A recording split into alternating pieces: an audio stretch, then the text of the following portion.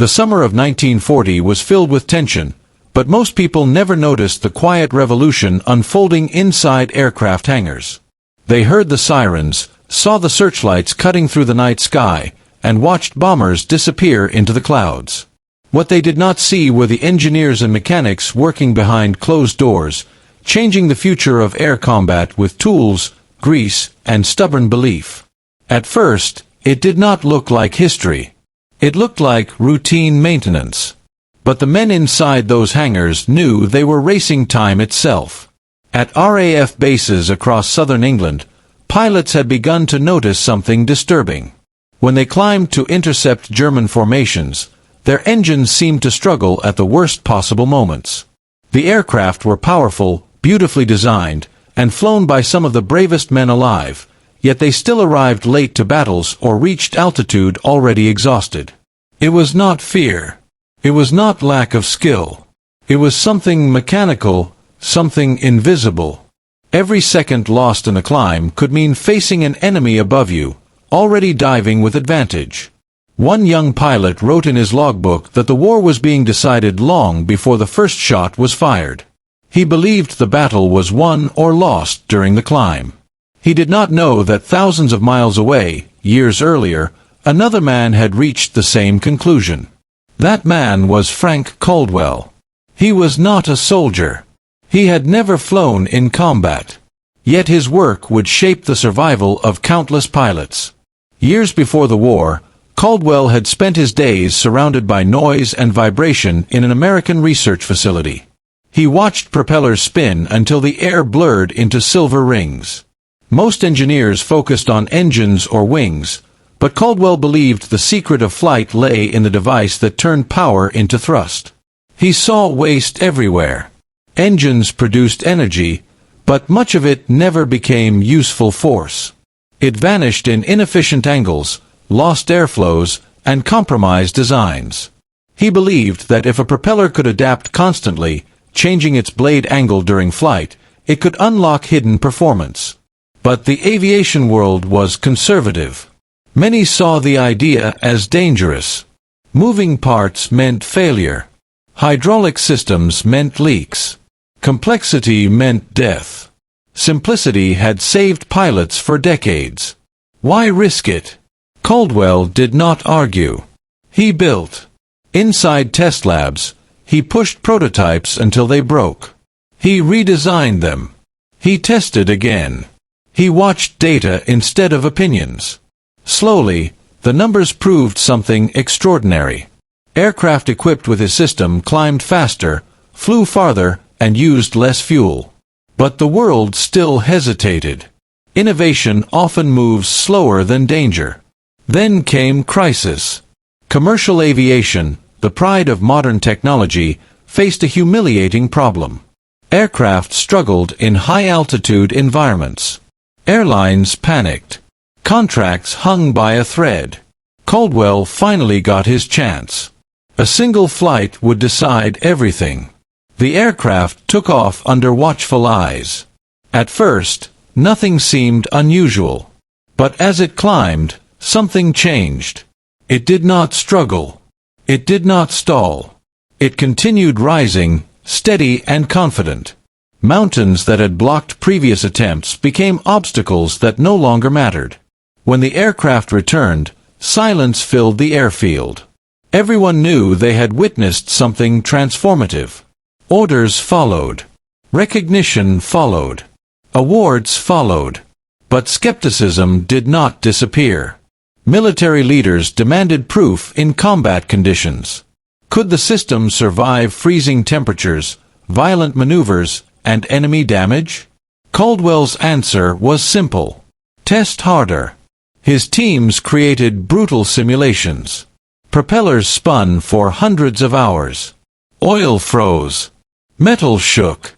Systems failed and were rebuilt stronger. Each weakness became an improvement. Slowly, the design evolved from fragile innovation into reliable machinery. When war finally erupted in Europe, the difference between theory and reality became deadly.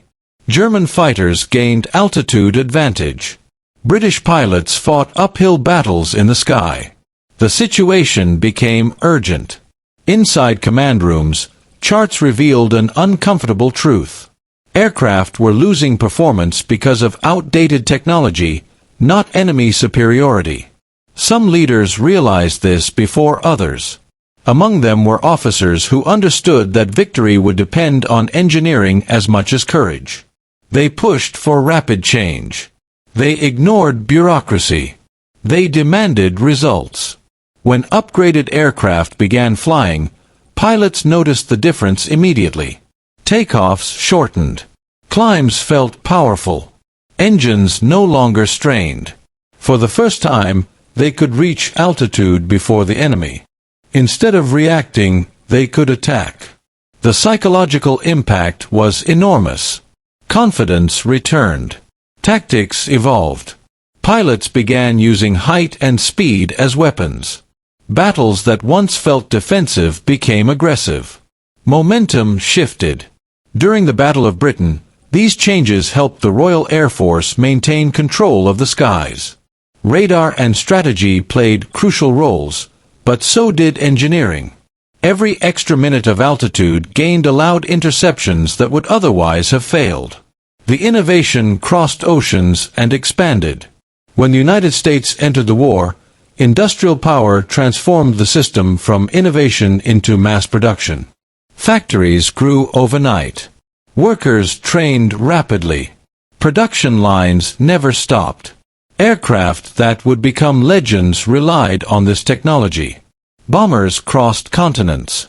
Fighters escorted them deep into enemy territory. Missions once considered impossible became routine. Yet success brought new challenges. Speed of production introduced flaws. Failures occurred in combat. Lives were lost.